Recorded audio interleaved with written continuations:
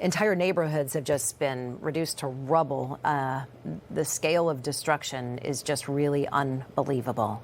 I want to welcome back Venezuela reporter Mariana Atencio. Mariana, thanks for joining us again today. We are hearing these stories about loved ones with bleeding hands, digging through rubble without any assistance, refusing to accept the worst. I would say we'd be doing the same if we were there, of course. The scene, though, is playing out time and again, scene after scene. Absolutely, Shannon. It is unimaginable. And you just stated the latest numbers from the regime. But La Guaira in particular is a state that is not small. This is the coastal area. It's a state of almost 500,000 people. So the numbers don't add up. There are still tens of thousands underneath the rubble. We know the UN has called for 10,000 body bags to be brought into Venezuela. So again, it's dire circumstances for families, as many of them still say that their loved ones are alive and they're doing everything that they can to pull them out. There's a lot of mistrust with the regime, as I have stated before. There's even videos online of people seeing National Guardsmen showing up with rifles instead of shovels to try to pull people out. Yeah, that must be shocking. You're sitting there grieving. You can't find your family. This woman, obviously in distress, and you're met with, military men and women. Tell me about this. You said 10,000 body bags have been ordered by national or international humanitarian groups. So right now, 1,900 confirmed dead as we come to air. What is the best guess? What are you anticipating as you have your sources on the ground there? There's still upwards of 60,000 people missing. And again, this is an area, just La Guaira itself, of 480,000 people. So we had a catastrophe in this very same area with mudslides, not an earthquake, in 1999. The toll of the dead oscillated at 40,000. So I am estimating the worst as we go into day 7 of this tragedy, Shannon. But also glimmers of hope. We're hearing about the story of Hernán Gil Flores, a 44-year-old security guard who was working a 10-story residential building. And 6 days later, there's international rescue teams that are working to reach him, including the Los Angeles County Fire Department. So we cannot thank these international teams enough, the U.S., Chile, Mexico, El Salvador, that have come to our aid at this time. That's unbelievable video now coming in. It's the first time I have seen that clip right there as those buildings literally toppled on top of people standing on the street, trapping them under that rubble. The president of El Salvador also sharing, he posted a video showing crews working more than 28 hours in this particular situation. They're trying to rescue this man who's trapped under the rubble in a shopping center. So they've established contact with him. They're giving him water, trying to help him survive. But to your point, the government really doesn't have the resources to pull off a rescue of this magnitude. Because, Shannon, this is not a government. This is a failed state. This is a regime that the United States captured the head of, Nicolás Maduro, and the very same people that drove us into this poverty are the ones managing this humanitarian disaster, which is why we Venezuelans, we want our opposition leader, Maria Corina Machado, to be led into the country to lead us in this time.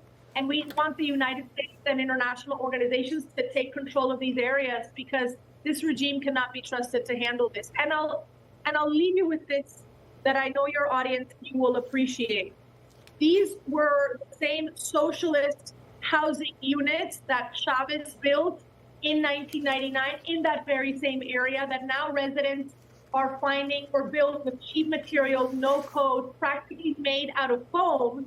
So again, it just proves that this political project that rammed communism down our throats, this is literally what it stands for, is this disaster that we're witnessing. So to put a fine point on what you just said, and to thread the needle from our earlier coverage at the top of our broadcast where this nation is heading, you're saying that this is socialism, communism playing out. When they promise you, when the government promises you free housing, it's housing that crumbles, and 7.2, 7.4 earthquakes are significant quakes. Let's be real.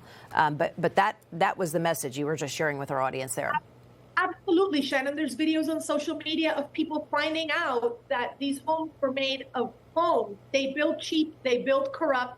That is the legacy of socialism in our country. I've covered quakes of this magnitude before in other countries in Latin America, like Mexico, and you see rescue crews, firefighters, a throng of people with heavy machinery pulling people out. You don't see people with their bare hands in an oil-rich nation pulling little babies out of the rubble, and the government sending in military with rifles to steal whatever belonging they can find underneath the rubble. Those are the videos that Venezuelans are waking up to every single day during this tragedy.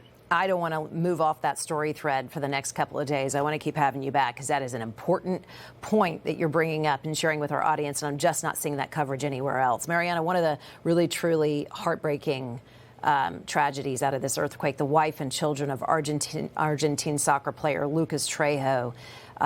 They've now been found dead a couple of days ago. There was this 74-hour all-out search looking for his wife and kids. They couldn't find him. It was sadly confirmed a few days ago that their bodies were in fact found, and they are deceased. One of the many devastating stories that really makes the numbers visible internationally in terms of the innocent people that perished from this tragedy. There's also the story of a little boy, Lucas, who the president of El Salvador took it upon himself to find him because his mother was pleading, with authorities to be able to find him underneath the rubble, and they weren't able to. And again, these are just some isolated stories, but that paint a very real picture of when you talk of 50, 60,000 people dead, this is what we're seeing. Talk to me about the food shortages, other supplies, the humanitarian assistance that is coming in, maybe being prevented from coming in. Share a bit more about that.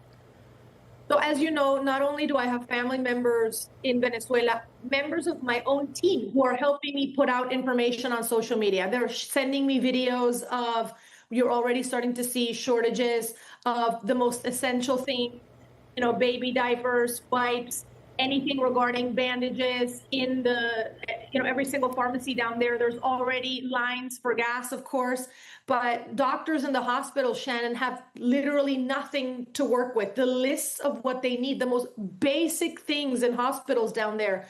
I don't know if you know this, but my own father died in Venezuela in 2018 during the humanitarian crisis because in private hospitals, and we're a family with medical insurance, they had really no way of treating something relatively simple in another country. So when you multiply that times 10,000 because of the numbers that we are seeing, it creates a volatile situation that, again, the Trump administration was obviously not counting on this on January 3rd.